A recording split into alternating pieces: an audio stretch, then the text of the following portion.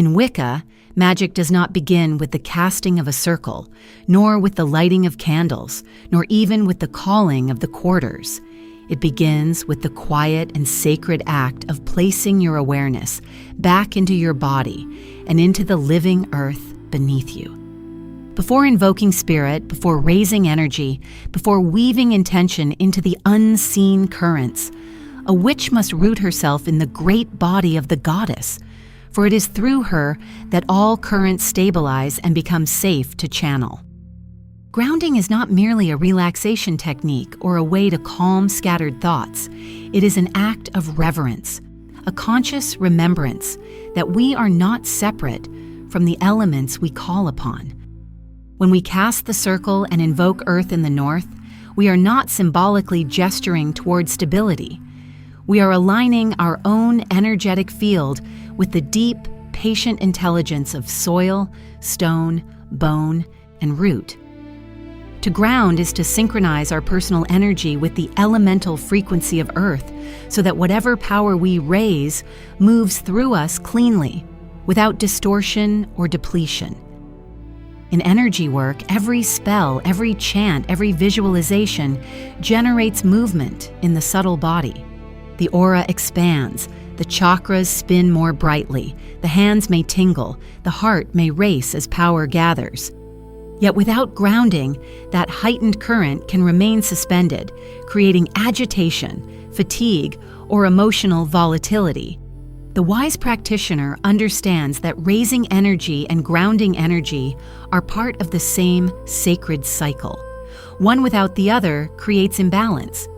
Just as the tide must return to the sea after reaching its crest, the energy raised within ritual must return to earth, where it is transformed, anchored, and integrated. Within Wiccan cosmology, the goddess is often experienced as immanent, present in the forest floor, in the turning of the seasons, in the body itself, and grounding becomes a devotional act, a soft kneeling of consciousness into her embrace.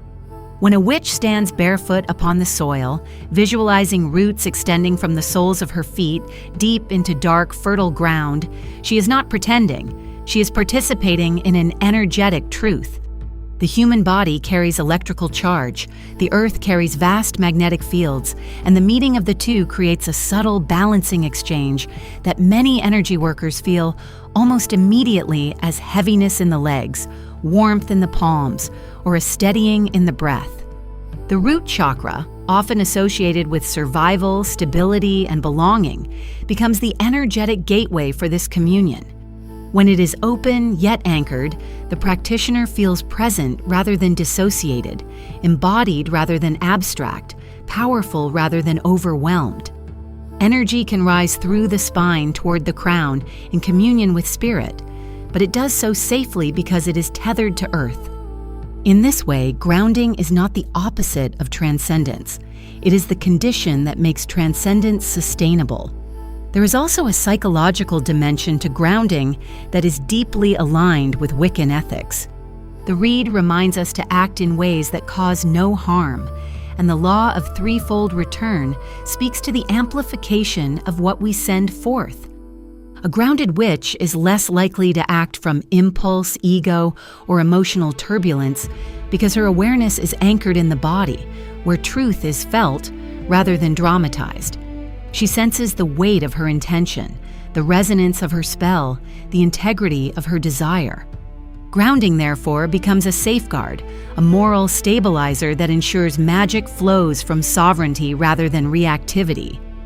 In daily practice, grounding may look deceptively simple, tending a garden as an offering to the earth element, sweeping the home with mindful attention, preparing a warm, nourishing meal while silently blessing the ingredients, pressing both palms against a tree trunk and breathing until the heartbeat slows. These acts are not lesser than ritual. They are ritual in its densest, most embodied form. Energy work does not require spectacle. It requires relationship. When the circle is opened and the quarters are released, when the candles are extinguished and the chant fades into silence, grounding completes the rite. The excess current is consciously sent downward, visualized as light flowing through the feet into the soil, where it nourishes rather than lingers. The witch thanks the earth not only for holding the spell, but for holding her body, her emotions, her becoming. Over time, grounding ceases to be something you do and becomes a state you inhabit. Your voice deepens, your movements slow, your presence thickens with quiet authority. You no longer chase signs in the wind because you feel the pulse of the earth in your own blood. You understand that magic is not an escape from incarnation, but a fuller descent into it. In the Wiccan path, spirit is not found by floating upward away from the world, but by sinking deeply into it, by feeling the cool soil under bare feet and recognizing that the same elements that compose the forest compose you. To ground is to remember that you are not a visitor here, performing rituals upon the land. You are the land, temporarily given breath and will. And from that remembrance, all true magic flows.